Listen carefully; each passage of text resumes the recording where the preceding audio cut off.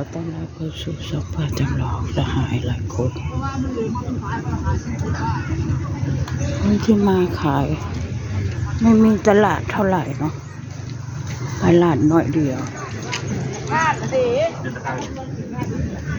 ประมาณเลยยังไม่ทันได้กินข้าวสุดท่านเล่าฮะคือว่าจะไปมั่วบุญหรือไม่ได้ข้าว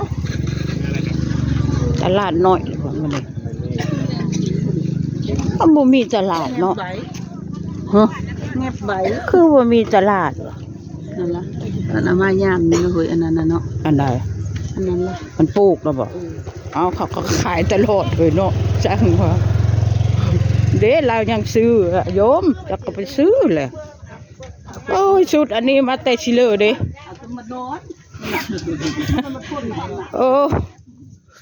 น่าเด้อยายโอ้ยนี่อาโยมนี่เอาไปได้กินเลยนี่มักม่วงนี่ไหมโอ้ยอันนี้เชื่อไม้มุกอันนี้นะเนาะอาโยมจะว่าบ่ไม่มุกอันนี้ใบสะระแหน่ 600ค่ะคือใหญ่นี่บ่เล่นค่ะคุณแม่หาได้พญาบ้านเฮา ปลูกยามแรงบ่มีน้ำเนาะ บดกินลืมบดแล้วว่าแล้วก็ นี่เล่นนะลูกมันชำนาญน่ะ ได้ เนี่ยเนาะ มันคือขาวนี่ละขาวเขียวบ้านเฮาเลยผู้สมสมต้นมันกินเขาเลยนะ แมน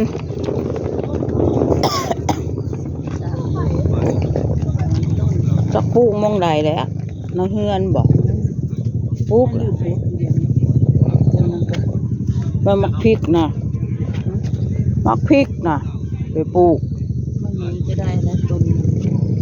อยากได้มักทุเรียนเดี๋ยวนี้ไปปลูกชิเล ทุเรียนเอาเลยสิเลย นี่แหละมาโอ๊ย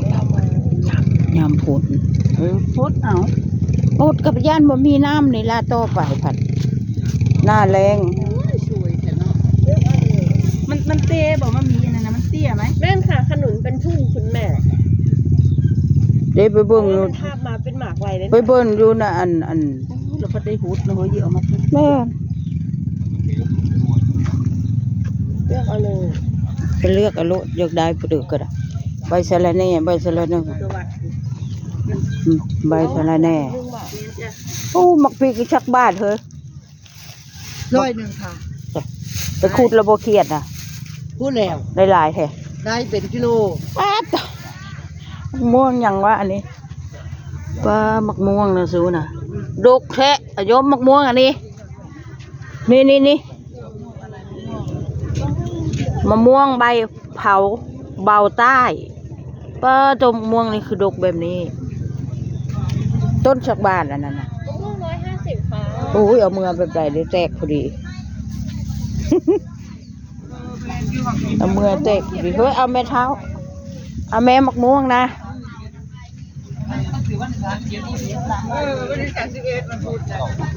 เดี๋ยวไปหาซื้อพริกซื้อเพลือก็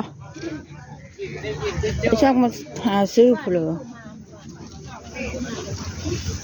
โอ้ตลาดผัด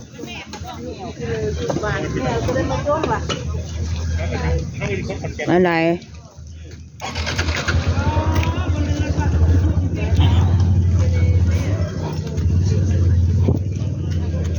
ซื้อพริกบ่ซื้อพริก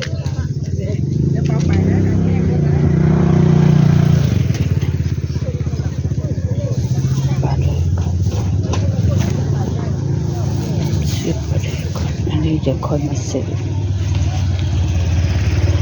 ปลาแดกตำมังหุ่งดูอันไหนปลาแดกตำมะละกอฮะบ่แม่นคือเดียวบ่อันนี้ต่ำอ่ะ อันนี้รวม อันนี้แก่งอ่ะ เอาส่งอันนี้นี่พร้อมถุงชักบาท 40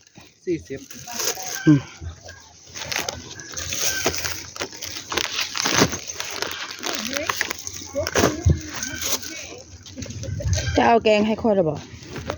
ไม่ตำกับแกงอันเดียวนะตำแกงก็เอาตำอย่างเดียวสะเพราะเลขป้ามีอยู่ครับจะได้ตำ เมื่อรถย่าโทกรถมีจะไปแล้วตีขุดเขต ไปบัวไหว้ทุกคือเก่าหั่นน่ะคำเลิกทำอันนั้นแล้วก็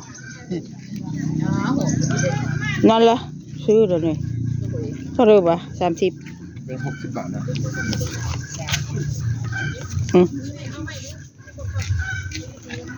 มาทำอะไรดอนซื้อของกินมาใส่กระจูเหรอเอากระจูมานั่นแหละมาแล้วว่าเธอเหรอ ถูกด้วย ครับ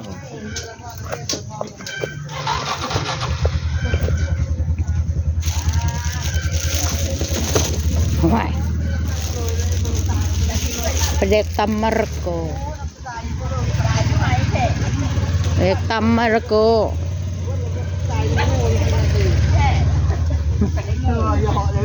มีกันไม่ได้หายได้หมอมีความเห็นเขาจะซื้อแบบนี้เขาว่าเอาไปขายรถมีเอาไปขายถูกดอกแล้วกันซื้อมาเลี้ยงแบบมันงูระเบิดสมัครตัวเท่าเลยนี่นะ 30 โอ้ยใบชะแหน่ชุกบาทนี่คือหลายเถอะนั่นเนาะใช่ลาบบ่ล่ะ เที่ยนี้นะคือเลยมันภาษา แม่น อันนี้เท่าเลย เจ้าห้า นี่เป็นตัวนี้จะมี เอาวนแม่เมื่อปูตัวนนเฝ้า แย่ โง่ นวด นะ ไหมเนาะ นนเฝ้าโง่ มันเยอะได้เฮ้ยมันเยอะได้โง่นะมันเยอะได้เฝ้าโง่นะเพื่อจะเอาเฮ็ดประเจนพม เอาแล้วเนี่ยจะได้ผลึกเอาลูกมาเว้า อันใจมากเอาเฮ็ดมันน่ะ 50 บาทครับ เนี่ยก็คือเป็นถุงแบบนี้ ปลาตุ่ม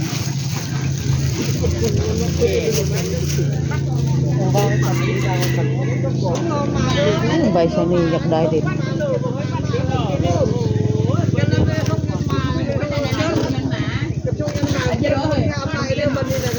กระหลำเนอะเฮ้ยกระหลำ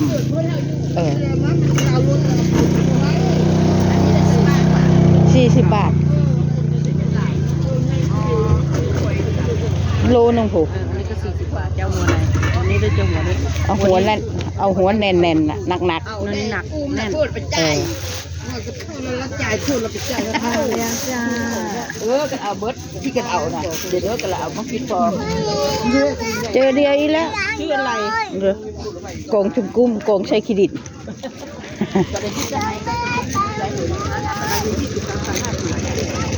แต่ถั่วก็มีแหละกับมักพริกได้ของคอยน่ะ ชื่ออะไร ขายด้วยครับที่ถุงนั่นน่ะไม่ถุงนั่นน่ะ อันตาไม่ได้เบิ่งเลยได้มันไม่ขาย บ่มาจะเว้าเอ้ย10 บาท เอาไปเชื่อเผื่อว่าไม่ได้อันเชื่อ มันมีอันใส่เนาะลาบก็จะไปกินบ้านเขาได้บ่นี่ นี่กับ โอ้ กินน้ำเขา บ้านเขาอันนั้นเนาะเขา ได้ ข้า ลาง บเจ้าก็ได้พัก เขาข้างงัวบ่แล้วเฮ้ย 40 บาท งาน ร้อย นั้น หนึงค่าโลดเครื่องโลเอ้ย เดี๋ยว เอ้ย60 บาท อ่ะ 120ครับโลนึงนั่นน่ะ อันนี้100ค่าครึ่งโลอ่ะเดี๋ยว ราคากิโลได้20 บาทก็ขาย วันนี้เราซื้อหวานเมื่อก่อนนั่นทำกับผู้เรา โอ้ยเอาไปคนหนึ่งเด้อรัดปืนนะมาเลี้ยงนะ จ่าทุกมาเมื่อเริ่มมาแม่แต่ให้จะอยู่หนังเบิ่งกุมนี่ โอ้ยจะทุกจะห่านนะครับในเลยเด้อ จ่าทุกมาแม่ มาเมื่อเรื่อย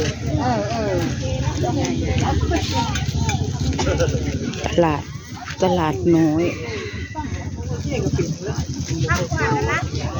อะไรนี่หา เดี๋ยวเอาไปเก็บก่อน จะเดี๋ยวค่อยมาใหม่ ขี้เกียจถือ